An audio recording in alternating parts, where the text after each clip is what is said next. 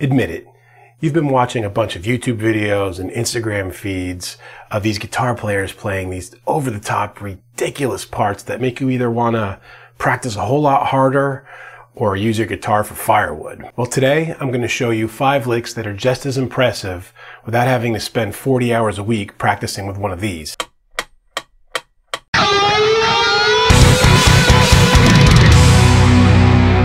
Okay, so quick caveat here. When I say impressive, what I'm talking about is something that's impressive to the average listener, not just to like super guitar nerds like me and maybe you. If your goal is to have legions of crazy guitar nerd fans following you, then you are going to have to break out that metronome and practice those ridiculously hard licks for weeks and months and years at a time. But let's face it, and this is something I'm going to be repeating as a theme on this channel, if you're playing music for the types of people that are likely to buy or stream your songs, what sounds impressive to them and what they really like to hear is generally a lot different than what guitar players think is great. In fact, the things that you and I might think are great probably sound like a lot of noise to your average listener. So with that said, here are my top 5 favorite licks to go to that were pretty easy to learn, and they just sound really impressive to the average listener. They're gonna watch you or hear you playing these things and just think you are absolutely Thor on guitar. I'm gonna do each one of these with a little like 8-measure backing track so you can hear it in context, and then after each one I'm gonna show you how it goes. So here's my first one.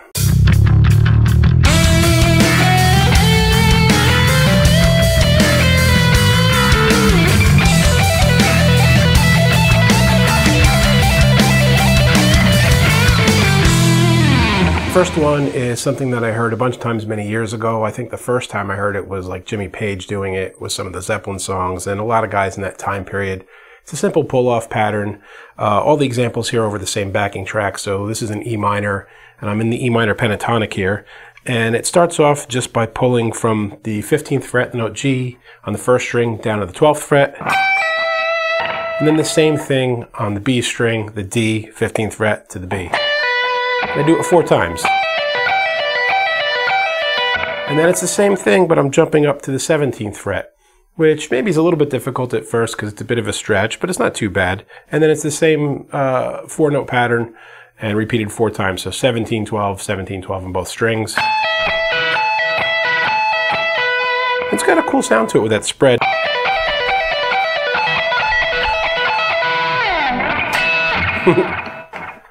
So again, it's something that doesn't take super long to learn, but it's impressive to someone who's just a casual listener of music. Let's move on to number 2.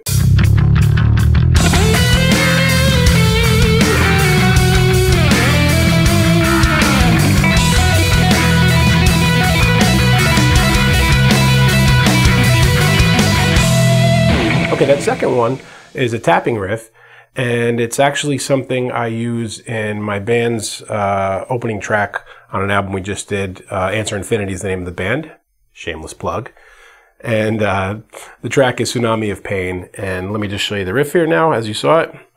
I am tapping from the 12th fret, E, to the open string E, and then hammering onto the 7th fret B. And again, this is symmetrical, so I just do the same exact thing on the next string, on the B string. And in an example there, it was, but you know, fast. So it's something that is very easy to get under your fingers and learn quickly. And actually, you can even expand it out to the 3rd string. And on the band's album, I actually played a bit slower, but played on 3 strings. So it's got kind of a cool lilty, open, almost like it's out of the scale sound, but it's all right in the key of E minor. Let's move on to number 2.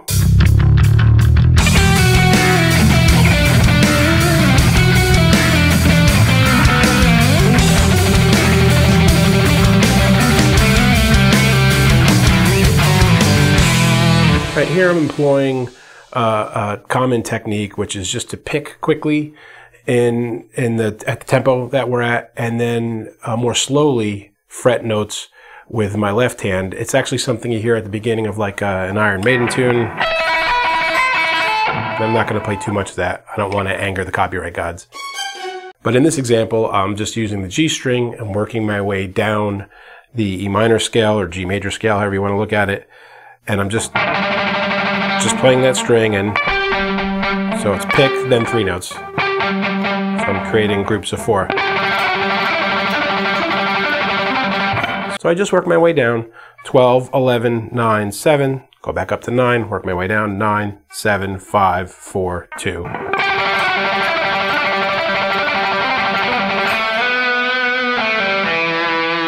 So you can see your left hand is not moving that fast. If I was just playing one note, it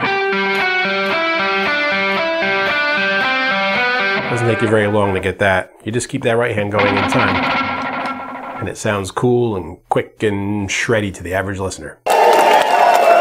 Let's move on to number 4.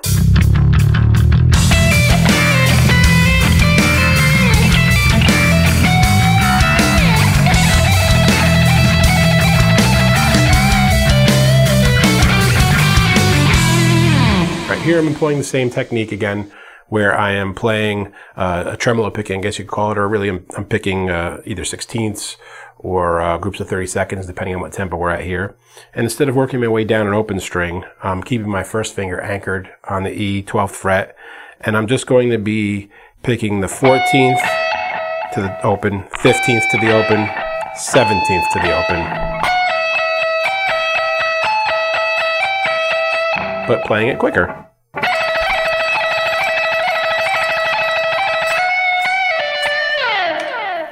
Again, it sounds like a whole lot is going on to the average listener, and it's the kind of thing where you can lead into a much more complex part.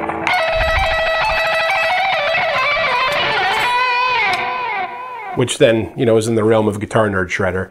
But again, I can just about guarantee you that the part that is simple is the part that the average listener thinks sounds really cool, and that last part that I stuck in there just sounds like noise to them. Let's go on to the last one.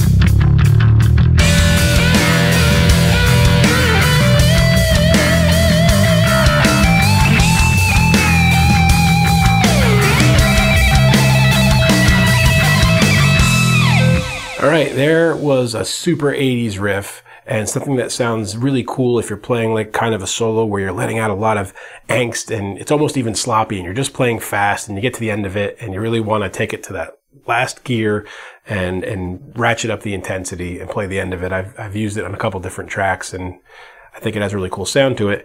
And the trick here is that we are actually tapping with the side of the pick. So whereas you would normally use your finger, so I'm tapping to the anchored 12th fret note, and I'm going 15, 17, 19, 20, 22, and if you got them, 24 frets to the octave.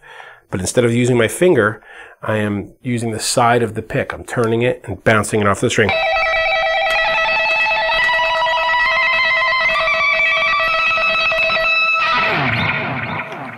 So it has a much more intense sound. Now, one thing you want to be careful of is it's easy to kind of miss the frets, so this one takes a little bit more practice than the other ones, and you don't want to over tense your arm. This is the similar kind of technique you would use if you're a video game player and you've got to tap buttons really fast on a game. If you tense up too much, you get tired really fast and you actually can't go as quick. So you want to try to stay loose when you do this. So there they are. Those are my top 5 go-tos when I want to do something simple, but that sound really cool, and that's why I call them the wannabe shredder tricks. But you know, that's all just in the eyes of the beholder. If it sounds cool, it is cool. And I've got tabs included in the bottom for all this stuff, so you guys can see it other than just me kind of spelling it out a little bit quickly here. And as always, guys, I hope you get a lot out of this and you find ways to use it in your own songs and expound on it and do your own thing with it. And until next time, keep making great music. Hey friends, don't forget to subscribe and turn on notifications. It makes the whole world better.